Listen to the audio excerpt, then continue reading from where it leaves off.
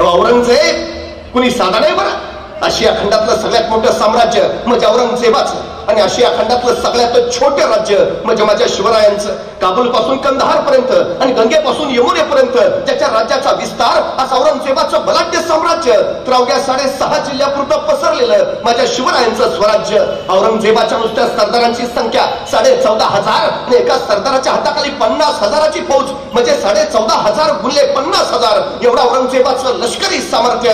तर माझ्या महाराजांचं सगळं सैन्य गोळा केलं तर भरेल कसं बसा अवघं 35,000. औरंगजेबाचा एका वर्षाचा वार्षिक महसूल त्या काळात 350 कोटी रुपये आणि माझ्या स्वराज्याचा वार्षिक महसूल कसा बसा 1 कोटी रुपये. म्हणजे औरंगजेब मनबर आहे आणि स्वराज्य कणबर आहे. मग हा मनबर औरंगजेब हे कणबर स्वराज्य चिरडायला का टाकलाय? हयातीची 36 वर्ष घालवली त्यांनी. 36 वर्ष त्याला स्वराज्य उद्ध्वस्त करायचंय, स्वराज्य नस्तनाबूत करायचंय, स्वराज्य संपवायचंय. आणि स्वराज्यच का? स्वराज्यच का? तिकडे इराणचा शाहबाज तसाच आहे, अफगाणिस्तान तसंच आहे, आदिलशाही तशीच आहे, निजामशाही तशीच आहे, कुतुबशाही तशीच आहे. ते घे ना, इराण घे, अफगाणिस्तान घे, आदिलशाही घे, निजामशाही घे, कुतुबशाही घे. स्वराज्यच का? औरंगजेबाने याचं उत्तर त्याच्या मृत्यूपत्रात लिहिलंय. औरंगजेब लिहितो इराणचं राज्य शाहबाजचं आहे, अफगाणिस्तानचं राज्य दुर्राणीचं आहे, नगरचं राज्य निजामशहाचं आहे, विजापूरचं राज्य आदिलशहाचं आहे, गोवळकोंड्याचं राज्य कुतुबशहाचं आहे. पण महाराष्ट्रातलं स्वराज्य हे पुन्हा राजा, सुलतान, सम्राट वा बादशहाचं राज्य नाही तर ते इथल्या रयतेचं राज्य आहे. आणि जिथं रयतेचं राज्य असतं माणसं मरायला आणि मारायला कधी मागं पुढे बघत नाही. आणि सगळ्यात मोठा धोका येतो हाय. औरंगजेबानं स्वराज्याच्या यशस्वीतेचंच गणित मांडलं. हे रयतेचं राज्य आहे आणि जिथं रयतेचं राज्य असतं तिथं माणसं मरायला आणि मारायला कधी मागं पुढे बघत नाहीत. आणि सगळ्यात मोठा धोका येतो तो. आणि खरं आहे त्याचं. त्या बुंदेलखंडाचा छत्रसाल बुंदेल आलाय महाराजांकडे. तो महाराजांना म्हणाला, महाराज आपण जसं महाराष्ट्रात स्वराज्य उभा केलं तसं आता आपण माझ्या बुंदेलखंडात यावं आणि मलाही राज्य उभा करून द्यावं. महाराज म्हटले, पहिला चालता हो, मी तुझ्याकडे यावं, तुला राज्य उभा करून द्यावं, मग तू राज्य करणार. अरे माझ्याकडे कोण आलं? मला कुणी मदत केली? त्या मातीत उगवलेल्या माणसांच्या बळावर राज्य मी उभा केलं. जे मी इथं केलं ना ते तू तिथं जाऊन कर. हा छत्रसाल बुंदेला महाराजांकडनं प्रेरणा घेऊन गेला आणि त्यांनी बुंदेलखंड स्वतंत्र केला. औरंगजेबाची भीती अनाठाई नाही, हे खरंच आहे. हा स्वराज्याचा प्रयोग जर सगळीकडे पसरला तर दिल्लीचा तख्तही बचावणार नाही. खरंच आहे. अहो तेही जाऊ द्या. व्हिएतनाम नावाचं छोटस राष्ट्र आहे. राष्ट्र म्हणतो मी, मुंबई जिल्हा एवढंही नाही पण राष्ट्र आहे. गेली 36 वर्ष झाली अमेरिकेसारख्या बलाढ्य सत्तेला झुंजवताय. 36 वर्ष झाली बलाढ्य अमेरिका या एवढ्याशा व्हिएतनामला अजून पराभूत नाही करू शकली. कारण काय माहितीये? कारण या व्हिएतनामच्या चौकामध्ये शिवाजी महाराजांचा पुतळा आहे. व्हिएतनाम मध्ये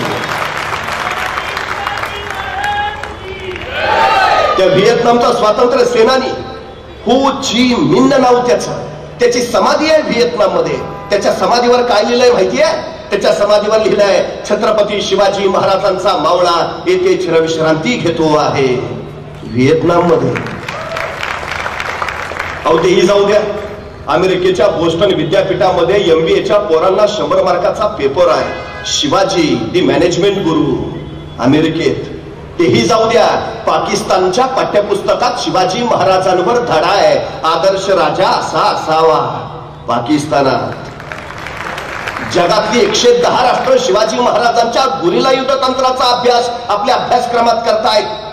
मला प्रश्न पडतो, सगळं जग शिवाजी महाराजांचा अभ्यास करतंय. माझ्या देशातल्या माझ्या पोरांच्या पाठ्यपुस्तकात शिवाजी महाराज किती आहेत?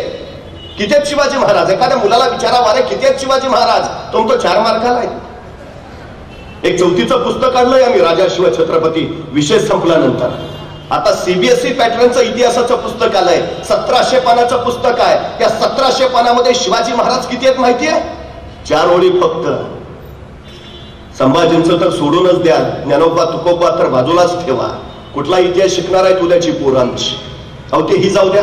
आमची पोरं MPSC UPSC ला बसतात, तहसीलदार, मामलेदार, जिल्हाधिकारी होतात. मी त्यांचा इतिहास विषयाचा अभ्यासक्रम बघितला. काय त्यांचा अभ्यासक्रम? फ्रेंच राज्यक्रांती, रशियाचा साम्यवाद, इंग्लंडचे चहाचे मळे, आमचे उसाचे मळे जळाले त्याचं बघा ना.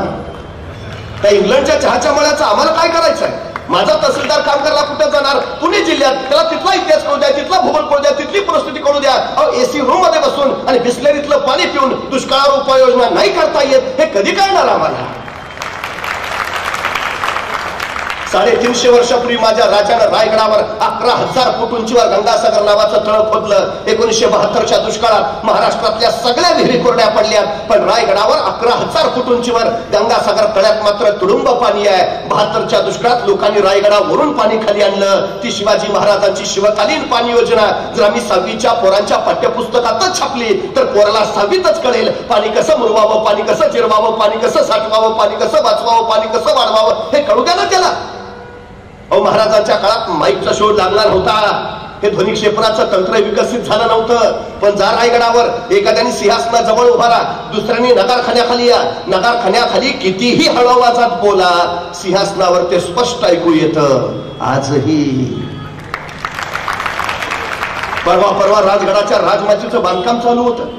350 वर्षापूर्वी शिवाजी महाराजांनी बांधलेलं अँटी चेंबर सापडलंय. अँटी चेंबर ही संकल्पना आताची, महाराजांनी त्यावेळी अस्तित्वात आणली. कधी रायगडावर गेला तर तख्ताच्या मागच्या बाजूलाच अंडरग्राऊंड अँटी चेंबर आहे, बघून या कधीतरी. कुठलं लाकूड जाळ्यावर काळा दूर होतो, कुठलं लाकूड जाळ्यावर पांढरा दूर, कुठलं लाकूड जाळ्यावर निळ्या ज्वाळा, कुठलं लाकूड जाळ्यावर लाल ज्वाळा, याच्यात संकेत ठरायचे महाराजांचे. आमचा तानाजी कोंडाणा घ्यायला गेला, कोंडाणा जिंकला, मग मावळ्याने कोंडाण्यावरची गवताची गंज पेटवली, त्या गवताच्या गंजीचा पांढरा धूर आसमानात भिडला आणि कोंडाण्यावरचा तो पांढरा धूर राजाने राजगडावरून बघितला आणि राजे कडाडले, गड फते. म्हणजे पांढरा धूर हा संकेत आहे विजय मिळाल्याचा. एखादी अशुभ बातमी असेल, रायगडावर काळा दूर केला जायचा, रायगडाचा काळा दूर तोरण्यावर दिसायचा, मग तोरण्यावर काळा दूर, तोरण्याचा काळा दूर राजगडावर दिसायचा, मग राजगडावर काळा दूर, राजगडाचा काळा दूर प्रतापगडावर दिसायचा, मग प्रतापगडावर काळा दूर, प्रतापगडाचा काळा दूर पाटणच्या दातेगडावर दिसायचा, मग दातेगडावर काळा दूर, दातेगडाचा काळा दूर प्रचितगडावर दिसायचा, मग प्रचितगडावर काळा दूर, प्रचितगडाचा काळा दूर कोल्हापूरच्या पन्हाळ्यावर दिसायचा, मग पन्हाळ्यावर काळा दूर, पन्हाळ्यावरचा काळा दूर सामनगडावर दिसायचा, मग सामनगडावर काळा दूर, सामनगडाचा काळा दूर रांगण्यावर दिसायचा, मग रांगण्यावर काळा दूर, रांगण्याचा काळा दूर पद्मदुर्गावर दिसायचा, मग पद्मदुर्गावर काळा दूर, पद्मदुर्गाचा काळा दूर सुवर्णदुर्गावर दिसायचा, मग सुवर्णदुर्गावर काळा दूर, सुवर्णदुर्गाचा काळा दूर सिंधुदुर्गावर दिसायचा, मग सिंधुदुर्गावर काळा दूर. महाराष्ट्रातल्या 360 किल्ल्यावर 1 तासाच्या आत मेसेज पोचायचा. काय झालंय? Out of coverage, not reachable, सभी लाईने व्यस्त आहे. प्रकार नाही हो. हे 350 वर्षापूर्वी अस्तित्वात आलं. 350 वर्षापूर्वी महाराजांनी नुसतं स्वराज्य नाही उभा केलं, अहो काही नवे प्रयोग केले. महाराजांनी पहिला विचार केला, अरे स्वराज्य उभा राहील, पण त्याचं रक्षण त्याचं काय? विजयी राजचं साम्राज्य नव्हतं, देवगिरीचं यादवाचं साम्राज्य नव्हतं, मग ते का उद्ध्वस्त झालं? परक्यांचे वळवंटे त्यांच्या छताडावर का फिरले? त्यांच्यात शौर्य नव्हतं, त्यांच्यात धैर्य नव्हतं, त्यांच्यात पराक्रम नव्हता, धाडस नव्हतं, साहस नव्हतं, मग का ही मराठा साम्राज्य असताना का गेली? आणि मग महाराजांच्या लक्षात आलं, हे शत्रू आले, हे सगळे दर्यावरनं आले, समुद्रावरनं आले, आमच्या छतडावर थया नाचले आणि पळून परत समुद्रात जाऊन थांबले. आमच्यात शौर्य होतं, धैर्य होतं, धाडस होतं, आम्ही पाठला करत सुसात सुटलोही, पण समुद्रात फक्त आम्हाला 5 मैल जायलाच परवानगी होती. आमचं धर्मशास्त्र सिंधू बंदीनं आम्हाला रोखून ठेवत होतं. 6व्या मैलावर तुम्ही जायचं नाही. परकीय छतडावर नाचत होते, 7 मैलावर जाऊन उभा राहत होते. आम्ही पाठलाग फक्त 6 मैलापर्यंत करू शकत होतो. शौर्य असूनही ते कारणी लागत नव्हतं. मग महाराजांच्या लक्षात आलं, सिंधू बंदी मोडायला हवी. मग महाराजांनी आंदोलन केलं, महाराजांनी मोर्चा काढला, महाराज उपोषणाला बसले आझाद मैदानावर. काय केलं महाराजांनी? दर्यात कोण जाऊ शकतं? कोळी अग्नी भंडारी. महाराजांनी हे सगळे कोळी अग्नी भंडारी गोळा केले. दर्यात कोण जाऊ शकतं? मुस्लिम जाऊ शकतात. महाराजांनी दौलत खान दर्या सांगायला स्वतः सोबत आणि त्यांना सांगितलं, दर्या राखला पाहिजे, या उपर दर्यातनं कुणी आलं नाही पाहिजे. अहो, ते अरबी लोक यायचे, कोकणातल्या बायका पळवायचे, भर तर्वावर त्यांची आबरू उठायचे, माणसं वाटवायचे, नाक कान कापायचे, दर्या रताळून टाकायचे. खवळले महाराज, दौलत खानावर खराडले. दौलत खा, या उपर जर असे पातक घडले तर त्याचे पाप तुमच्या माथी नसेल. आणि दौलत खानाला वर्दी मिळाली. काही अरबी आले, आक्रमण करायला आले आणि बघता बघता मराठ्यांचं आरमार सुसाट सुटलं. फार मस्कत पर्यंत पाठलाग करत गेलं. मस्कतला तुंबळ युद्ध झालं. काही अरब दर्यातच कापले गेले. 200 अरब जिवंत सापडले. महाराजांच्या सामने पेश केले. मराठी आरमाराचा हा पहिला विजय होता. सम्राट चंद्रगुप्तानंतर हिंदुस्थानात स्वतःच आरमार उभा करणारा पहिला राजा म्हणून आम्हाला शिवाजी महाराजांची नोंद घ्यावी लागते. पहिला आरमार, हिंदवी आरमाराचे जनक छत्रपती शिवाजी महाराज हे 200 अरब महाराजांच्या पुढे पेश केले. महाराजांनी बघितलं आमच्याच मातीतून आमचीच माती. दौलत खा आमच्या साताऱ्याच्या जवळ वासोट्याचा किल्ला आहे, व्याघ्रगड सुद्धा म्हणतात त्याला. ऐन डोंगरात आहे, भयान घनगर्द जंगल आहे. म्हणजे डोंगरात जसा भाग दबा धरून बसावा तसा तो व्याघ्रगड इतका भयान. जळवाचं साम्राज्य. डोंगरावरनं प्रवास करावा लागतो, नदीतनं जावं लागतं, मग केव्हा तरी तो व्याघ्रगड दिसतो. जाणं सोपं नाही हो. दिवसा ढवळ्या सूर्य जमिनीवर पोचत नाही. माणसाची बात सोडा, पाखरही तिकडे फिरकत नाही. परवा पुण्यातली 4-5 पोरं फिरायला गेली होती, हेलिकॉप्टरनं शोधावी लागली. एखाद्याला गायब करायचं असेल तिकडे नेऊन सोडा. इतका भयान आहे तो अजूनही. त्या काळात कसा असेल? महाराजांनी सांगितलं या 200 अरबांना त्या वासोट्याच्या किल्ल्यावर नेऊन ठेवा. यांना इतकं मारा, इतकं मारा, इतकं मारा, हे मेले नाही पाहिजेत बस. आणि त्या 200 अरबांना मराठी नुसते मारत होते, इतके मारत होते, इतके मारत होते, फक्त मरूच देत नव्हते.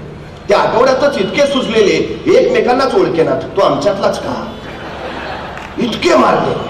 महिनाभरानंतर महाराजांनी सांगितलं आता हे सुजलेले 200 अरब त्यांच्या जहाजात पाचवा आणि त्या त्यांच्या देशात पाठवून. पण कोंडाचेला काही पटेना. तो म्हटला महाराज सोडायचं होतं तर धरलं कशाला, जाऊ दे रे, पण जाऊ दे रे. आदेश होता महाराजांचा. हे सुजलेले 200 अरब त्यांच्या जहाजात बसवले, दिले त्यांच्या देशात पाठवून. पण कोंडाचेच्या डोक्यातला काही प्रश्न जाईना. त्यांनी महाराजांना परत विचारलं महाराज सोडायचं होतं तर धरलं कशाला.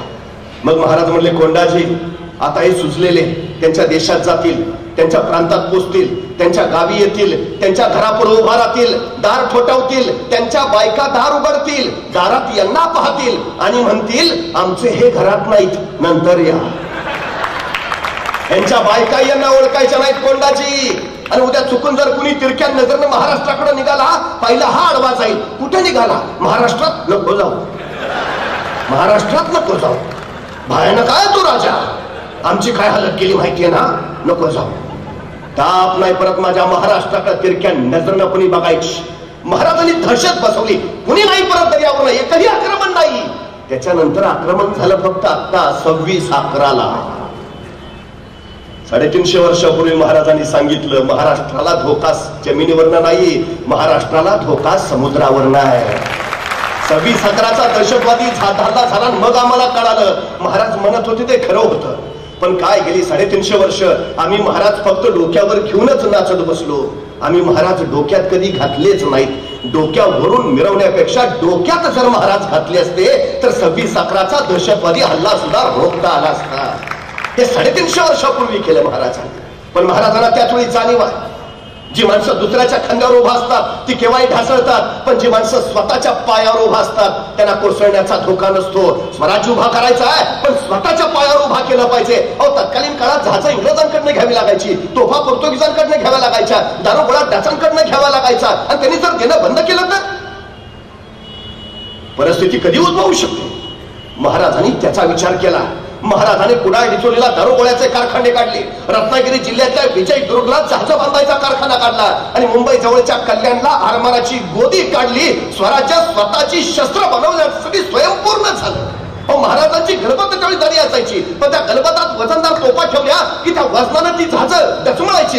जहाज डचमळ की नेम चुकायचा, उपयोग नव्हता. आणि तोफेचा गोळा पुढे सुटला, दाब मागं पडला की जहाज पाण्यात पडायचं. महाराज विचार करायला लागले काहीतरी केलं पाहिजे. आणि अखेर महाराजांनी विचार केला. महाराज इथं कल्याणच्या कारखान्यात आले, सगळ्या कामगारांना गोळा केलं. मी सांगतो तसं जहाज तयार करा, मी सांगतो तसं. आणि महाराजांनी सांगितलं असं असं असं आणि तसं तसं जहाज तयार झालं. तत्कालीन काळात पाण्यावर अत्यंत जलद गतीनं पडणार, किती वजन ठेवलं तरी पाण्यात न डचमळणार, तोफ्याचा गोळा पुढे सुटला, दाब मागं पडला तरी पाण्यात न बुडणार, असं विलक्षण जहाज महाराजांनी तयार केलं. ज्या इंग्रजांकडनं महाराजांना जहाज विकत घ्यावी लागायची त्या इंग्रजांनी महाराजांना पत्र पाठवलं, तुम्ही तयार केलेलं जहाज आम्हाला विकत देता का? त्या जहाजाचं नाव ठेवलं संगमिरी जहाज. ही स्वराज्याची निर्मिती आहे. शिवछत्रपतीने इतका या हिंदुस्थानात दुसरा सृजनशील आणि निर्मितीक्षम राजा झाला नाही, अजिबात नाही.